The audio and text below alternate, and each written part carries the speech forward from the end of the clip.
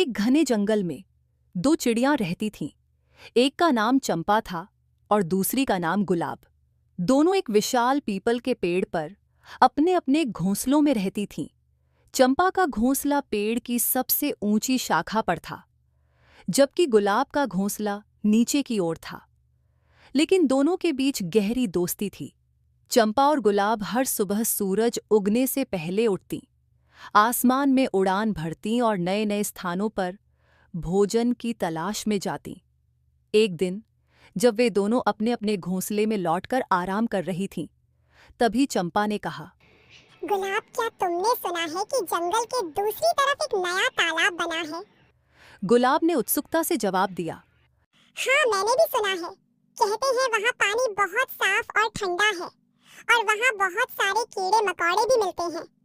चंपा ने खुशी से कहा, तो फिर चलो कल सुबह वहाँ चलते हैं।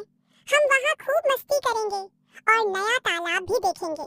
गुलाब ने सहमति में सिर हिलाया और कहा, बिल्कुल, मैं भी ये देखना चाहती हूँ कि वह तालाब कैसा है।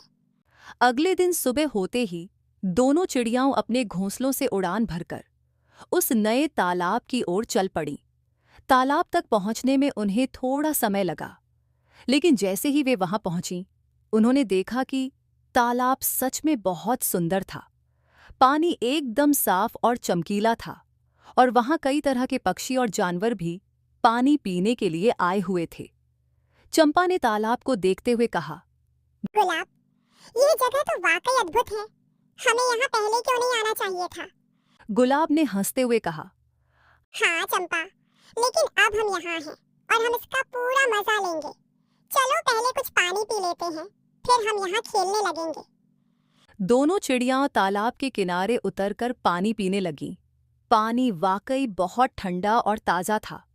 पानी पीने के बाद वे तालाब के चारों ओर उड़ान भरने लगीं। उन्होंने वहां तरह तरह के कीड़े मकोड़े ढूंढे और उन्हें खाया। तभी अचानक चंपा ने एक बड़ा सा पत्थर देखा जो तालाब के किनारे रखा था। उसने गुलाब से कहा, देखो गुलाब, वह पत्थर कितना बड़ा और सुंदर है। हम उस पर बैठकर आराम कर सकते हैं। गुलाब ने देखा और दोनों उस पत्थर पर जाकर बैठ गईं। पत्थर से तालाब का दृश्य और भी सुंदर लग रहा था। वे दोनों वहां बैठकर बात करने लगीं। गुलाब ने चंपा से पूछा, चंपा, क्या तुमने कभी सोचा है कि हम इस जंगल से बाहर जाएं और दुनिया की और जगहों को भी देखें? चंपा ने सोचा और कहा, मैंने कभी इस बारे में नहीं सोचा, लेकिन अब जब तुमने कहा है तो यह विचार अच्छा लग रहा है। हमें नई नई जगहों को देखना चाहिए और नए अनुभव प्राप्त करने चाहिए। गुलाब ने मुस्कुराते हुए कहा, तो फिर हम कल से ही अपनी यात्रा शुरू करेंगे। हम दूर दूर तक उड़ान भरेंगे और नई जगहों को खोजेंगे। इस पर चंपा ने भी मुस्कुराकर सहमति दी। अगले दिन उन्होंने अपने घोंसले छोड़ दिए और दुनिया को देखने के लिए एक लंबी यात्रा पर निकल पड़ी। उन्होंने कई नए जंगल, तालाब, पहाड़ और नदियां देखीं।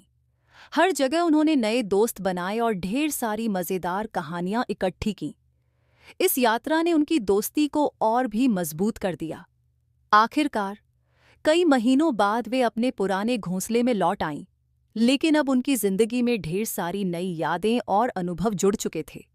इस कहानी से हमें यह सीख मिलती है कि जीवन में नए अनुभवों की तलाश करते रहना चाहिए और सच्ची दोस्ती कभी भी समय और दूरी से प्रभावित नहीं होती।